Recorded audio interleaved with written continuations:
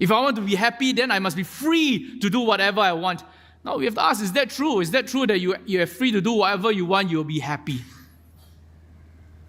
Viktor Frankl is a well-known Jewish psychiatrist. He lived through World War II.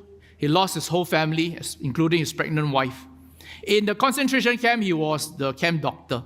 So he saw many people who couldn't take the pressures and the pain and killed themselves. But some survived.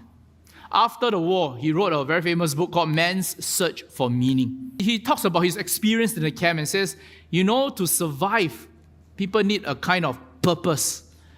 And so he says, a man who becomes conscious of his responsibility he bears towards a human being who affectionately waits for him, or to an unfinished work, will never be able to throw away his life. He knows the why for his existence and will be able to bear almost any how. He talks about his scientist wanting to write this book.